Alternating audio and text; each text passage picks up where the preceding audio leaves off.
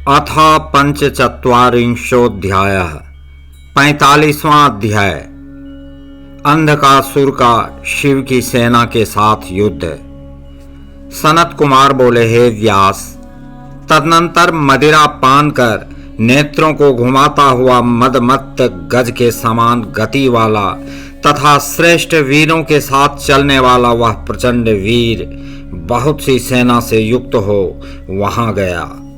काम के बाण से बिंधे हुए उस दैत्य ने वीरक के द्वारा अवरुद्ध मार्ग वाली उस गुफा को उसी प्रकार देखा जैसे तैल पूर्ण जलते हुए दीपक को प्रेम पूर्वक देखकर उसे प्राप्त कर पतंग विनष्ट हो जाता है। उसी प्रकार बार बार देखकर वीरक के द्वारा पीड़ित किए जाने पर भी वह मूर्ख महादैत्यपति अंधक कामाग्नि से दग्ध शरीर वाला हो गया। वीरक ने पाषाण, वृक्ष, वज्र, जल, अग्नि, सर्प एवं अस्त्र शस्त्रों से उसे पीड़ा पहुंचाई और पुनः पीड़ित करके पूछा कि तुम कौन हो और कहां से आए हो। उसका वचन सुनकर अंधक ने अपना अभिप्राय प्रकट किया और उस वीरक के साथ युद्ध करने लगा। आश्चर्य है कि उस अप्रमेय महावीर वीरक ने अंधक को एक मुहूर्त में युद्ध में जीत लिया। महान खड्ग के चूर चूर हो जाने पर दुखी तथा विस्मय रहित वह अंधक युद्ध भूमि छोड़कर भूख प्यास से व्याकुल हो भाग खड़ा हुआ। तत्पश्चात प्रहलाद आदि प्रधान दैत्य उसके साथ युद्ध करने लगे, किंतु अत्यंत भयंकर वे दैत्य अनेक शस्त्रास्त्रों से लड़ते हुए पराजित होने के कारण लज्जित हो गए। तब विरोचन, बलि, हजारों भुजाओं वाला बाण, भजी, कुजंभ, शंबर एवं वृत्र आदि पराक्रमी दैत्य युद्ध करने लगे। चारों ओर से घेर कर युद्ध करते हुए उन दैत्यों को शिव के गण वीरक ने पराजित कर दिया, उनके दो टुकड़े कर दिए। बहुत से दानवों के मर जाने पर और कुछ के शेष रहने पर सिद्ध संघों ने जय जयकार किया। मेदा, मांस, पीव से महाभयंकर उस युद्ध के बीच गीदड़ आनंद से नाचने लगे एवं रुधिर के भयंकर कीचड़ में विचरण करते हुए मांसाहारी जंतुओं से सारी रणभूमि भयंकर दिखाई पड़ने लगी। उस समय वीरक द्वारा दैत्यों के विनष्ट हो जाने पर भगवान सदाशिव ने दाक्षायणी को सांत्वना देकर कहा, हे प्रिय, मैंने पूर्व में जिस कठिन महापाशुपत व्रत को किया था उसे करने जा रहा हूँ। शिवजी बोले, हे देवी, रात दिन तुम्हारे साथ प्रसंग के कारण मेरी सेना का क्षय हो गया। मरण धर्मा दैत्यों के द्वारा मेरी अमर्त्य सेना का विनाश हुआ, यह किसी पुण्य नाशक ग्रह का ही प्रभाव है। हे सुंदरी, अब मैं वन में जाकर परम दिव्य एवं अद्भुत वर प्राप्त कर अत्यंत कठिन व्रत करूंगा। तुम पूर्ण रूप से भय रहित तथा शोक विहीन रहना।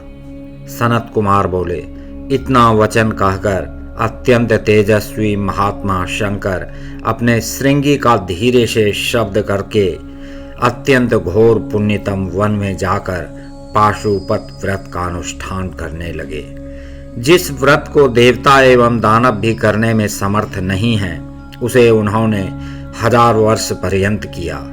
उस समय पतिव्रता तथा शील गुण से संपन्न पार्वती मंदर पर्वत पर स्थित हो सदा शिव के आगमन की प्रतीक्षा करती हुई अकेले गुफा के अंदर सदा भयभीत तथा दुखी रहा करती थी। उस समय पुत्र वीरक ही उनकी रक्षा करता था।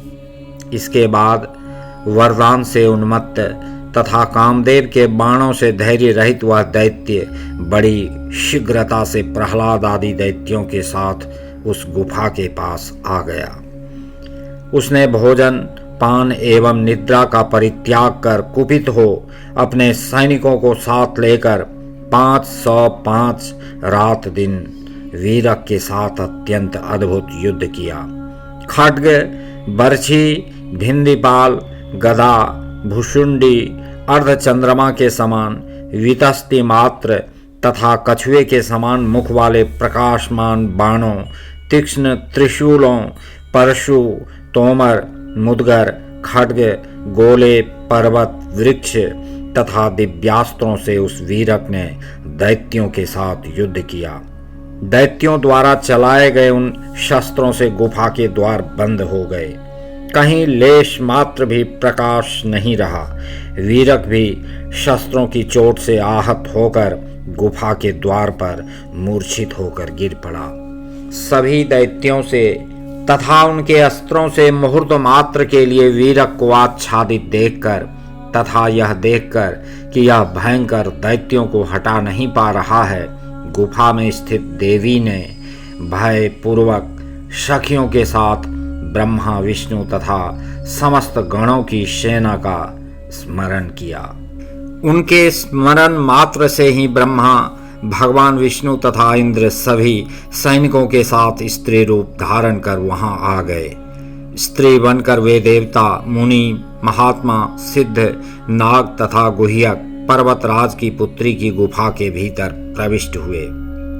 उनके स्त्री रूप धारण करने का कारण यह था कि उत्तम राजा के आसनस्थ होने पर उसके अंतःपुर में पुरुष वेश में जाना निषिद्ध है, इसलिए वे स्त्री समूह के रूप में एकत्रित हो गए। वीर कार्य करने वाली ये अद्भुत रूप वाली स्त्रियां जब पार्वती की गुफा में प्रविष्ट हुईं तो उन स्त्रियों को देखकर पार्वती अत्यंत प्रसन्न हो गईं। उस समय सैकड़ों हजारों नितंबिनी स्त्रियों के द्वारा प्रलयकालीन प्रचंड मेघ के समान घोष वाली तथा विजय देने वाली हजारों भेरियां और शंख बजाए गए। अद्भुत तथा प्रचंड पराक्रम वाला वीरक भी मूर्छा त्याग कर शस्त्र को लेकर महारथियों के आगे खड़ा हो गया और उन्हीं शस्त्रों से दैत्यों का वध करने लगा। उस समय हाथ में दंड लिए हुए ब्राह्मणी, क्रोध से युक्त चित्त वाली गौरी, अपने हाथों में शंख, गदा, चक्र तथा धनुष धारण की हुई नारायणी, हाथ में लांगल, दंड लिए कांचन के समान वर्ण वाली व्योमालका तथा हाथ में हजारों धार वाले प्रचंड वेग से युक्त उग्र वेग वाले वज्र को लिए हुए ऐन्द्री युद्ध हेतु निकल पड़ी। हजार नेत्रों वाली, युद्ध में निश्चल रहने वाली, अत्यंत दुर्जय, सैकड़ों दैत्यों से कभी पराजित न होने वाली तथा भयंकर मुख वाली वैश्वानरी तथा हाथ में दंड लिए हुए उग्र याम्या शक्ति भी युद्ध में प्रवृत्त हो गई। हाथ में अत्यंत तीक्ष्ण तलवार तथा घोर धनुष लेकर निर्ऋति शक्ति आई। वरुण का पाश हाथ में धारण कर युद्ध की अभिलाषा करती हुई तोयालिका निकल पड़ी। प्रचंड पवन की महाशक्ति भूख से व्याकुल हो हाथ में अंकुश लेकर एवं कुबेर की शक्ति हाथ में प्रलयकाल की अग्नि के समान गदा लेकर युद्ध भूमि में आ पहुंची। तीक्ष्ण मुख वाली कुरूपा, नख रूप आयुध वाली, नाग के समान भयंकर यक्षेश्वरी आदि देवियां तथा इसी प्रकार की अन्य सैकड़ों देवियां संग्राम भूमि में निकल पड़ी। उसकी अपार सेना को देखकर वे देवियां विस्मित, भय से व्याकुल, फीके वर्ण वाली तथा अत्यंत कातर हो गईं। उसके बाद ब्रह्माणी आदि सभी देव शक्तियों ने पार्वती की सम्मति से अपने मन को समाहित कर वीरक को अपना सेनापति बनाया। इसके बाद वरदान से शक्ति संपन्न प्रधान दैत्य मन में यह विचार कर अभूतपूर्व युद्ध करने लगे कि आज इन नारियों से हम मृत्यु को प्राप्त होंगे अथवा इन पर विजय प्राप्त करेंगे। उस समय संग्राम भूमि में अद्भुत बुद्धि संपन्न वीरक को अपना सेनापति बनाकर पार्वती ने सखियों के साथ युद्ध में अद्भुत युद्ध कौशल दिखलाया। महापराक्रमी हिरण्याक्ष पुत्र राजा अंधक ने भी महाव्यूह की रचना की और विष्णु की संभावना करके यम की शक्ति को अवस्थित देखकर उनसे लड़ने के लिए महाभयंकर गिल नामक राक्षस को नियुक्त किया। ब्रह्मा जी की सेवा करने से उसका मुख अत्यंत विकराल हो गया था, इसीलिए उसे मारने के लिए भगवान विष्णु आए उसी समय 1000 वर्ष बीत जाने पर प्रलयकालीन हजारों सूर्य के समान कांति वाले व्याघ्र चर्मधारी भगवान शिव जी भी कुपित होकर युद्ध भूमि में आए। तब उन महेश्वर को युद्ध भूमि में आया देखकर अत्यंत प्रसन्न हुई उन स्त्रियों ने वीरक को साथ लेकर महायुद्ध किया। उस समय सिर झुकाकर सदा शिव को प्रणाम करके पति का पराक्रम प्रदर्शित करती हुई गौरी ने प्रसन्नता पूर्वक घोर युद्ध किया। उसके बाद शंकर जी पार्वती को हृदय से लगाकर गुफा के भीतर प्रविष्ट हो गए। पार्वती ने उन हजारों स्त्रियों को अनेक प्रकार से सम्मानित कर विदा किया और वीरक को गुफा के द्वार पर रहने दिया। उसके बाद नीति में विचक्षण उस असुर ने गौरी एवं गिरीश को संग्राम भूमि में न देखकर शिव जी के पास विघस नामक अपना दूत भेजा। उस संग्राम में देवताओं के प्रहार से क्षत विक्षत शरीर वाले उस दैत्य ने शिव जी के पास जाकर उन्हें सिर से प्रणाम कर गर्वयुक्त कठोर वचन कहा। दूत बोला, हे शंभो, अंधक द्वारा भेजा गया मैं इस गुफा में प्रविष्ट हुआ हूँ। उस अंधक ने आपको संदेश भेजा है कि तुम्हें स्त्री से कोई प्रयोजन नहीं है, अतः इस रूपवती युवती नारी को शीघ्र त्याग दो। प्रायः आप तपस्वी को अंतःकरण को भूषित करने वाले क्षमा आदि गुणों का सेवन करना चाहिए। मुनियों से विरोध नहीं करना चाहिए, ऐसा विचार कर मैं तुमसे विरोध नहीं करना चाहता। वस्तुतः तुम तपस्वी मुनि नहीं हो, किंतु शत्रु हो। हे धूर्त तापस, तुम हम दैत्यों के महाविरोधी शत्रु हो, अतः शीघ्रता से मेरे साथ युद्ध करो। मैं आज ही तुम्हारा वध करके तुम्हें रसातल पहुंचाता हूं। सनत कुमार बोले, दूत के मुख से ये वचन सुनकर सज्जनों के रक्षक, दुष्टों के मद को नष्ट करने वाले कपाल माली महान त्रिनेत्र शंभु शोकाग्नि से जलते हुए बड़े क्रोध से उस दूत से कहने लगे।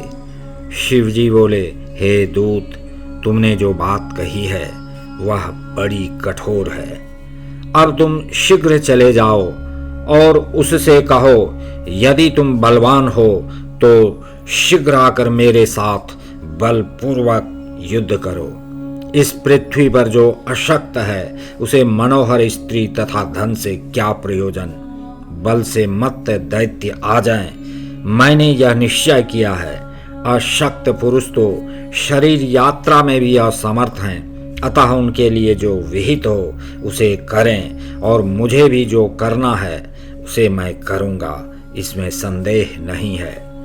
सनत कुमार बोले, शिवजी से यह वचन सुनकर वह विघस भी प्रसन्न होकर वहां से निकल पड़ा और उसके बाद गर्जना पूर्वक हुंकार भरता हुआ दैत्यपति के पास गया।